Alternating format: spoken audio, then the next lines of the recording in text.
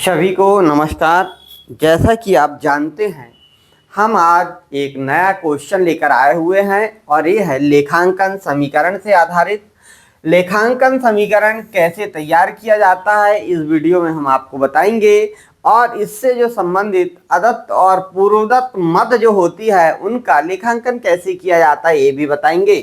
सबसे पहले देखते हैं क्वेश्चन। और लिखा पहला कि व्यापार शुरू किया, रोकड़ लगाया 1,40,000 और माल लगाया इसमें 60,000 रुपए का और इस प्रकार इन्होंने व्यापार को प्रारंभ किया है। दूसरा, वेतन चुकाया, जो कर्मचारी थे उन्हें 8,000 रुपए का भुगतान किया है। इसी प्रकार अदत्त मजदूरी जो है वो 8,000 रुपए दिया है। अदत्त मजदूरी अर्थात इनसे काम करवा लिया गया, इनसे काम ले लिया गया किंतु भुगतान नहीं हुआ है। अर्थात ऐसे व्यय जिनकी सेवाएं ले ली गई है किंतु उन्हें भुगतान नहीं किया गया है, उन्हें हम अदत्त व्यय के नाम से समझते हैं, जानते हैं। जैसा कि आप जानते होंगे, आपके एक कारखाने में या फिर आपके शॉप में कोई व्यक्ति काम करता है तो वह पहले पूरा 1 महीना काम कर लेता है। काम करने के बाद में जब अंतिम दिन होता है उस दिन हम उसे या फिर उसके बाद अगले महीने की पहली तारीख को उसे पैसे देते हैं, तो इसे हम अदत्त व्यय के नाम से जानते हैं। वैसे ही देखिए, पूर्वदत्त बीमा की बात करते हैं 2,800 रुपये। पूर्वदत्त बीमा अर्थात जिनकी सेवाएं नहीं ली गई है किंतु उनका भुगतान कर दिया गया है, वो पूर्वदत्त व्यय कहलाते हैं। यहाँ पर जैसे बीमा की बात करिए, वो जोखिम आपका कब उठाते हैं? जब बीमा कंपनी का कोई एजेंट आपके पास आता है, आपका बीमा करता है। बीमा करने के बाद आपने देखा होगा कि वो आपसे पहले ही किस्त ले लेता है, तो वो कैसी होती? पूर्वदत्त। और इसके बाद में आपकी रिस्क कवर करता है। तो पूर्वदत्त व्यय वे व्यय होते हैं जिनकी सेवाएं नहीं ली गई है लेकिन उनका हमने भुगतान कर दिया है, वो पूर्वदत्त कहलाते हैं। ब्याज दे हुआ किंतु अभी तक प्राप्त नहीं हुआ, यानी ये भी अदत्त हो गया। और जो अदत्त है उसका लेखा हम करेंगे 400 रुपये का।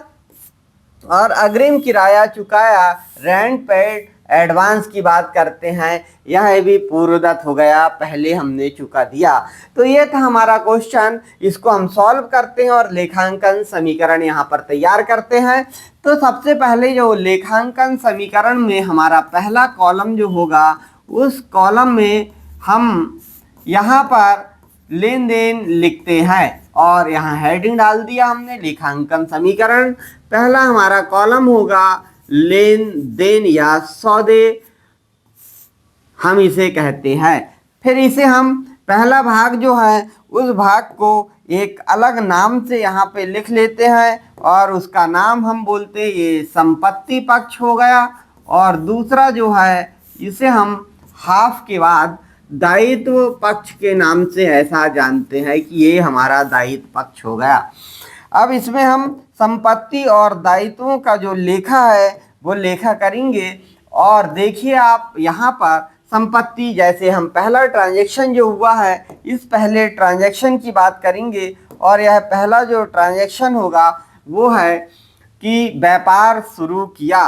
अब देखिए, व्यापार जो है वो व्यापार शुरू किया है लेकिन यहाँ पर रोकड़ लगाया है, तो हमारे पास व्यापार में रोकड़ आएगी क्योंकि इन्होंने व्यापार में लगाया है। और यहाँ पर कहा है कि साथ में माल भी लगाया है, यानी हम इसे स्कंध के नाम से जानते हैं। व्यापार जब शुरू किया था तो इन्होंने रोकड़ कितनी लगाया है? 1,40,000 रुपये रोकड़ लगाया है और स्कंध 60,000 रुपये लगाया है। इस प्रकार व्यापार के मालिक ने पूंजी के रूप में हमें 2 लाख रुपए पूरा व्यापार में लगाया है। तो ये थी पहली एंट्री जिसे हमने समझा। अब देखिए दूसरी एंट्री जो है, इसमें आप देखेंगे कि इन्होंने जो कहा है कि वेतन चुकाया, और जब वेतन आपने चुकाया है यानी जो कर्मचारी है उन्हें आपने पैसे दिया है, भुगतान किया है और उन्हें देना ही पड़ेगा। तो वेतन चुकाया है तो आपके पास से जो रोकड़ है वो कम होगी, और कितनी 8,000 रुपये आपके पास से वेतन के रूप में रोकड़ चली जाएगी, लेकिन जो मालिक की कैपिटल है वो भी 8,000 रुपये कम हो जाएगी। इस प्रकार हम इसका एक इक्वेशन तैयार कर लेते हैं और इसे यहाँ पे एक नया समीकरण का नाम दे देते हैं, और एक नया समीकरण हमारे पास तैयार हो गया। और ये नया समीकरण बनेगा हमारा, कैश अब हमारे पास हो जाएगी 1,32,000 रुपये कैश रहेगी अब तिजोरी में हमारे, और हमारे पास जो स्कंध है वो 60,000 रहेगा, और कैपिटल जो है 1,92,000 हमारे पास लौटाने की बचेगी, क्योंकि मालिक का पैसा यहाँ पर कम हुआ है। इसके बाद देखिए आप, जो तीसरा पॉइंट है हमारा, यह अदत्त मजदूरी की बात की गई है 8,000 रुपये। तो अदत्त मजदूरी हमने दिए हैं, और अदत्त मजदूरी देने से हुआ ये कि इन लोगों ने हमारे पास तो काम किया है, लेकिन इनकी सेवा हमने मजदूरों से ली है, लेकिन अभी तक उनका भुगतान हमने नहीं किया है, और नहीं करने के कारण अब ये हमारा एक दायित्व जैसा हो जाएगा, अर्थात हमारी कैपिटल तो 8,000 रुपये पुनः कम करनी होगी। लेकिन आपने देखा होगा कि अदत्त मजदूरी के नाम से हमें एक अकाउंट खोलना पड़ेगा या मद दर्शाना पड़ेगा, और अदत्त मजदूरी के नाम से हमें यहाँ पर 8,000 देना होगा, क्योंकि यहाँ पे लिखना होगा, क्योंकि इन लोगों को हमें भुगतान करना होगा। रोकड़ इससे हमारे पास से नहीं गई है, माल पर भी कोई प्रभाव नहीं पड़ा है। इस प्रकार इसका हमने लेखा किया, और पुनः एक नया समीकरण तैयार हुआ हमारे पास, और जो नया समीकरण जो तैयार हुआ वो देखिए 1,32,000 हमारे लॉकर में कैश है, प्लस 60,000 रुपये स्टॉक का गुड्स है, और कैपिटल हमारे पास और कम हो जाएगी, और 1,86,000 कैपिटल हो जाएगी। सॉरी, कुछ और कम होगी,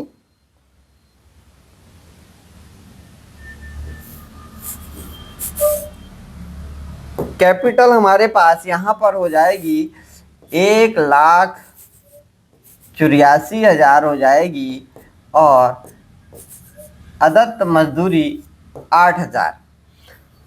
अब देखिए हम चौथे पॉइंट पर आते हैं और पूर्वदत्त बीमा की बात करते हैं। 2,800 रुपये पूर्वदत्त बीमा यहाँ पे दिया गया है। तो चौथा पॉइंट चौथा रहेगा हमारा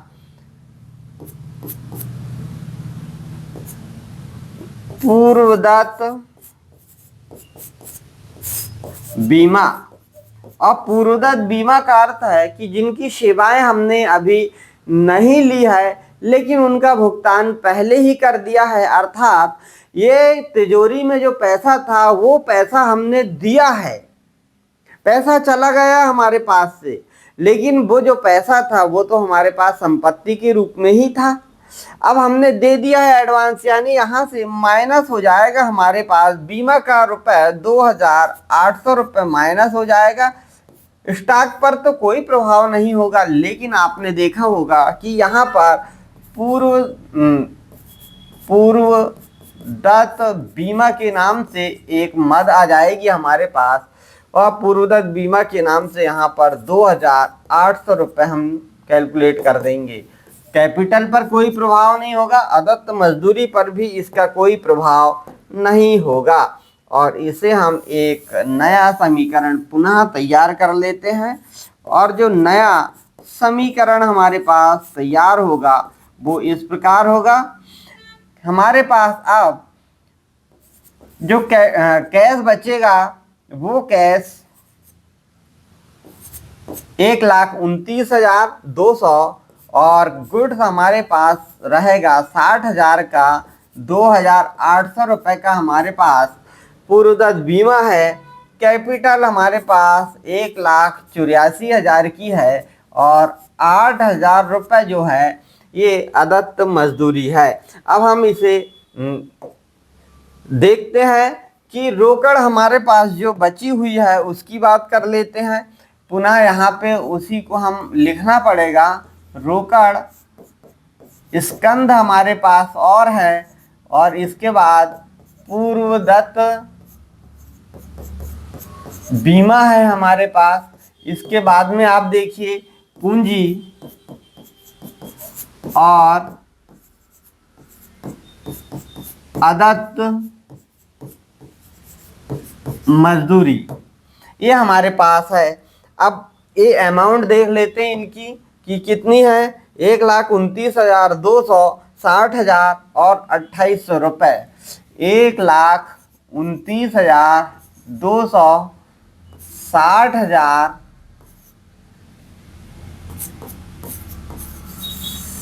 60,000 और यहाँ पर आप देखेंगे कि जो पूर्वदत्त है ये 2,800 रुपये पूर्वदत्त बीमा है। इसी प्रकार पूंजी की हम बात करते हैं। पूंजी 1,84,000 और 8,000।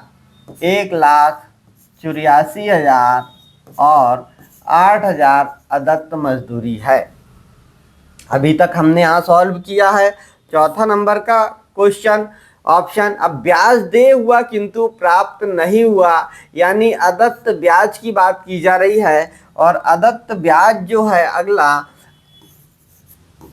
अदत्त ब्याज जो है हमारा, तो यहाँ से देखिए रोकड़ पर प्रभाव नहीं होगा, स्कंद पर नहीं होगा, पूर्वदत्त पर नहीं होगा, यहाँ माइनस हो जाएगा पूंजी से।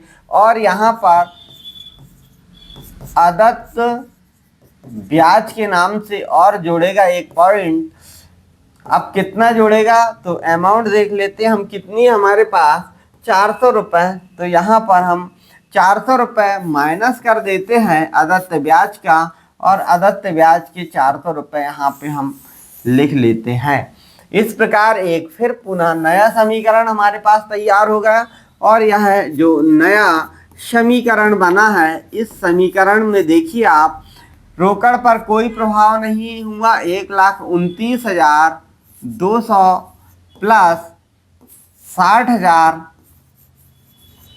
प्लस 2,800 इक्वल, आप देखिए यहाँ पर 1,83,600 रुपये कैपिटल आपके पास बची है। अदत्त मजदूरी आपके पास 8,000 रुपये है और अदत्त ब्याज जो है वो 400 रुपये है आपके पास। इस प्रकार ये नया समीकरण हमारा बना है। इस नए समीकरण के बाद में हम आपको ले चलते हैं सीधे अगला जो पॉइंट है हमारा वो है किराया अग्रिम चुकाया, यानी ये पूर्वदत्त हो गया, अग्रिम हो गया, तो 600 रुपये का किराया अग्रिम चुकाया। किराया अग्रिम